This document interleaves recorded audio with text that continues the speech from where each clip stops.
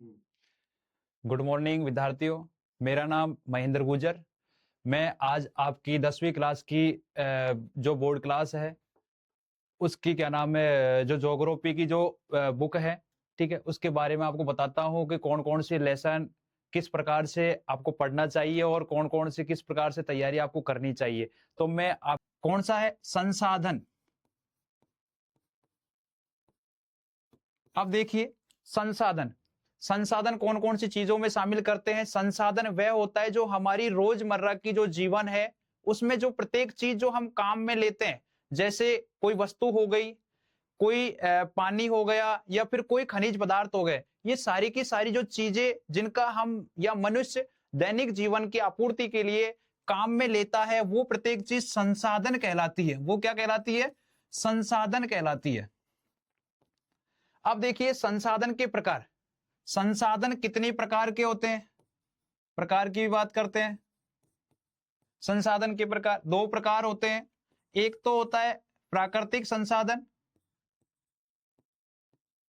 प्राकृतिक संसाधन, दूसरा है मानवीय संसाधन।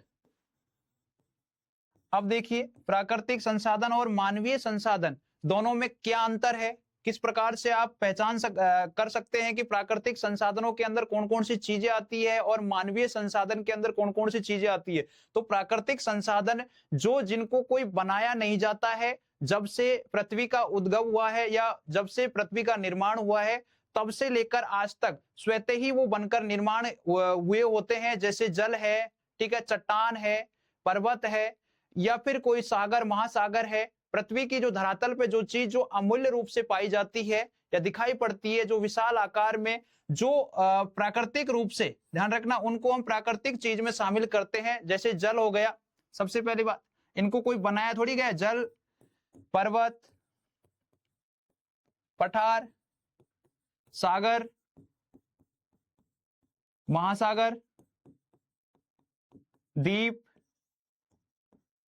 महाद्वीप, ये सारी की सारी जो चीजें हैं, ये सारी की सारी किसके अंदर आती है? प्राकृतिक। जिसमें आप पर्वतों में देख सकते हैं कि जो जंगल की जो चीजें होती है, जो खनिज पदार्थ होते हैं, जल होता है, कई चीजें, जंगली जानवर, जो भी चीजें होती है, जो इंसान वगैरह। अब इंसान भी प्राकृतिक रूप से ही, आप प्राकृतिक रूप से जो ऑटोमेटिक स्वतः ही गति या आगे बढ़ता रहता है। अब देखो मानवीय जो चीजें होती है, मानवीय जो चीजें वो कौन कौन सी होती है? मानवीय संसाधन वह संसाधन होता है जिसको मनुष्य के द्वारा बनाकर तैयार किया जाता है और मनुष्य ही उसका इस्तेमाल करता है। जैसे हमने जो विद्युत बनाया है या लाइट वगैरह जो भी है या एसी वगैरह बनाई है, चप्पल, जूते हैं, कपड़े हैं, ये सभी मानव निर्मित है। जो मानव के द्वारा बनाकर तैयार की जाने वाली जो चीजें होती है उसे हम मानव संसाधन के अंतर्गत शामिल करते हैं। तो इसी प्रकार से क्या है, जो ज्योग्राफी का जो हम अध्ययन है निरंतर चलता रहता है, करते रहते हैं। सारी की सारी चीजों का नया नया, जैसे ही मनुष्य क्या करता है, एक नई दिन की शुरुआत करता है, प्रत्येक चीज को नए रूप में वो देखना चाहता है, नए रूप में वो उसका डेवलपमेंट करना चाहता है। तो इसी प्रकार से क्या करते हैं, आगे बढ़ते हैं कि अब देखिए संसाधन के प्रकार हमने पढ़े हैं कि मानवीय संसाधन और प्राकृतिक संसाधन। इसके बाद में उत्पत्ति के आधार पर संसाधनों को कितने भागों में बांटा गया है? उत्पत्ति के आधार पर संसाधनों को कितने भागों में बांटा गया है? अब आप अनुमान लगा सकते हैं कि उत्पत्ति किनकी होती है। उत्पत्ति केवल जीव जंतुओं की ही हो सकती है, जिसके अंदर जीवन पाया जाता है उसकी ही उत्पत्ति हो सकती है। अब ध्यान रखना, उत्पत्ति किसकी होती है? जीवों की। तो ध्यान रखना, जैव और अजैव जो संसाधन है उसके अंतर्गत उत्पत्ति, ध्यान रखना, उत्पत्ति किनकी होती है? जीवों की होती है। तो इसके अंदर जैव और अजैव संसाधन आते हैं। तो इस प्रकार से आप लगा सकते हैं। और आगे देखिए, इसके बाद में समाप्यता के आधार पर संसाधनों को कितने भागों में बांटा गया है? समाप्यता के आधार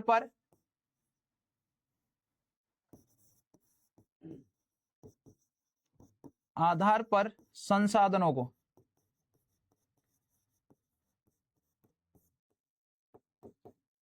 कितने भागों में बांटा गया है?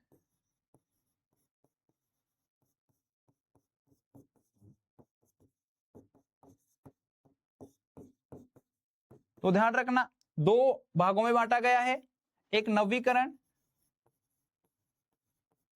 और दूसरा है अनवीकरण।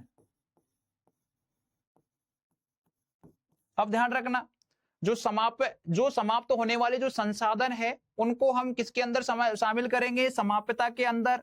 अब देखो कौन कौन सी चीजें खत्म हो जाती है, कौन कौन सी चीजों का हम एक बार इस्तेमाल करने के बाद दोबारा से इस्तेमाल कर सकते हैं या बार बार इस्तेमाल कर सकते हैं, या कौन सी चीजों का केवल एक ही बार इस्तेमाल करते हैं। तो ध्यान रखना, नवीकरण संसाधन वह संसाधन होते हैं जिनका हम एक बार इस्तेमाल कर सकते हैं, उसके बाद दोबारा से भी इस्तेमाल कर सकते हैं। ध्यान रखना, जिन संसाधनों का बार बार इस्तेमाल किया जा सकता है, ऐसे संसाधनों को नवीकरण संसाधनों के अंदर शामिल किया जाता है। अब देखो कौन कौन सी चीजें होती है जिनका हम बार बार इस्तेमाल कर सकते हैं। सौर ऊर्जा, पवन ऊर्जा और भूतापीय ऊर्जा। ये जो संसाधन है इनका ये खत्म हो जाती है, जैसे मान लो कि विद्युत चले जाती है और फिर बार बार वापस से क्या आ जाती है, इसी प्रकार से क्या है ये नवीकरण संसाधन जिनका हम बार बार जितनी बार इस्तेमाल करेंगे उतनी बार ही ये आती जाती